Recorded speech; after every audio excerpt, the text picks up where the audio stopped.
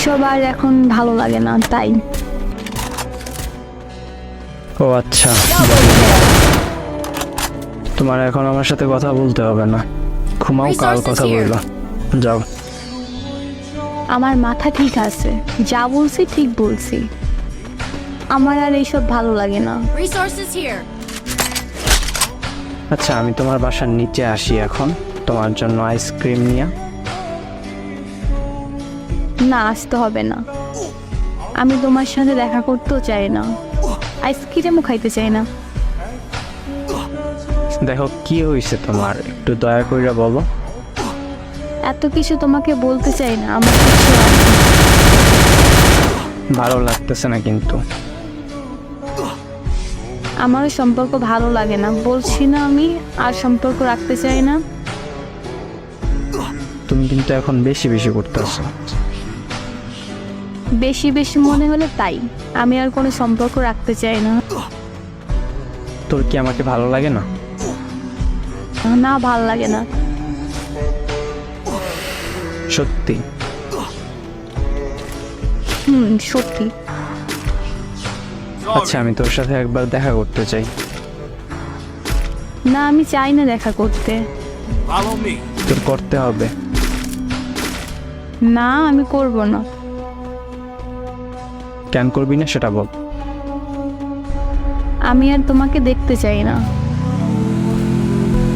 সারা রাত ছেলেটি ঘুমাতে পারে না, ছটফট করে এই চিন্তায় যে কি হলো হঠাৎ, কি কারণে ও এসব করতেছে। এগুলো চিন্তা করতে করতে ছেলেটি ঘুমিয়ে পড়ে।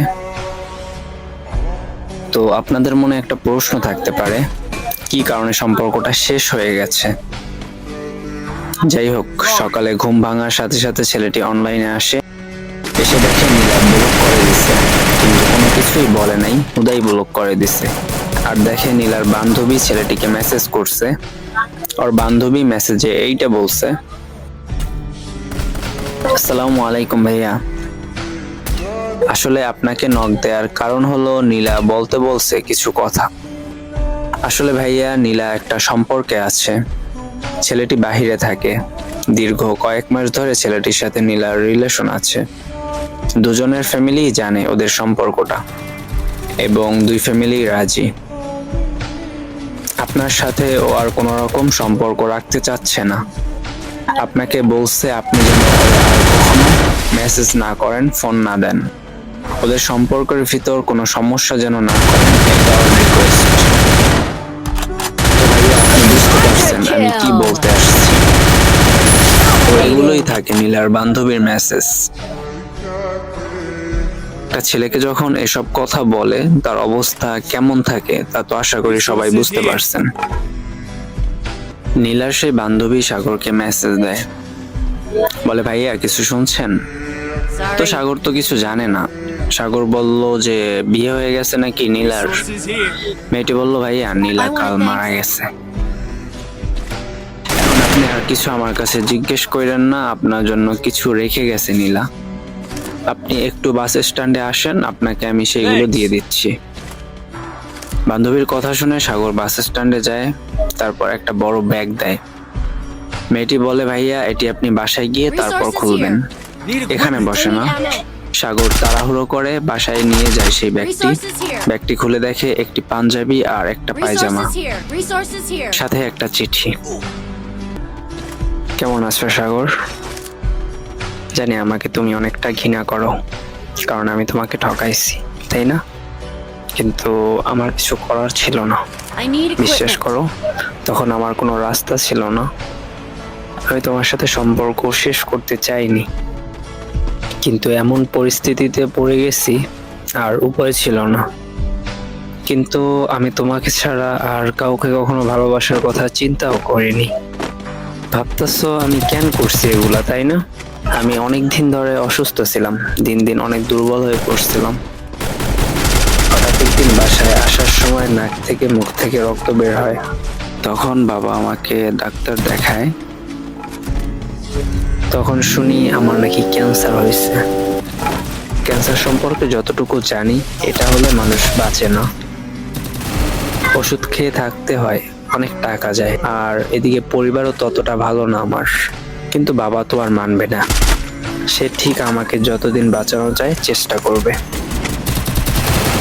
আমি না ওষুধ খাই না, আমার জন্য যে ওষুধগুলো নিয়ে আসে সেগুলো আমি খাই না, যেন তাদের বোঝা হয়ে বেশি দিন থাকা না লাগে। আর তোমার হাতে যখন এই কাগজটা যাবে তখন হয়তো বা আমি আর থাকবো না দুনিয়াতে। কিন্তু তুমি কিভাবে ভাবলা যে আমি তোমাকে ঠকাবো? আমি তোমাকে ছাড়া অন্য কাউকে ভালোবাসবো? আর তোমার থেকে তখন সরে আসার কারণ হলো, তোমাকে যদি সত্যিটা জানাইতাম তাহলে তুমি অনেকটা পাগলামি করতা, অনেক কষ্ট পাইতে, পাগলের মতো হয়ে যাইতাম, যেটা আমি সহ্য করতে পারতাম না। তাই আমার প্রতি তোমার মনে ঘৃণা জমিয়ে তারপর তোমার থেকে দূরে সরে আসছি। জানো, প্রতিদিন রাতে আমি তোমার ছবি দেখি, তোমার ছবি দেখে আমার ঘুম হয়, আর এখন আমার চোখ দিয়ে বৃষ্টি নামছে। আর যাই হোক, বেঁচে থাকতে আমি তোমাকে ছাড়া অন্য কাউকে ভালোবাসার কথা কখনো চিন্তাও করিনি। সবকিছু ছিল শুধু আমার প্রতি তোমার মনে একটু ঘৃণা জমানোর জন্য।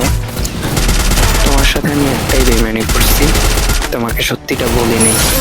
কিন্তু আমি যখন দুনিয়ায় থাকবো না তখন তুমি সত্যিটা ঠিক জানবা।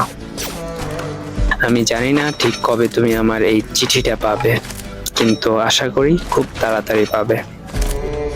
আর হ্যাঁ, আমার দেয়া শেষ গিফট, পাঞ্জাবি আর পায়জামা, ওগুলো খুব যত্নে রেখো। তবে একটাই চাওয়া, আর যদি কোনো জন্ম হয় আমার, তখন আমায় আল্লাহ যেন তোমাকে জীবন সঙ্গী হিসেবে দেয়। তোমার বেঈমান না, শুধু একটু স্বার্থপর, তোমাকে রেখে চলে আসলো। ভালোবাসি তোমাকে সাগর। তোমার নীলা। Wipeout.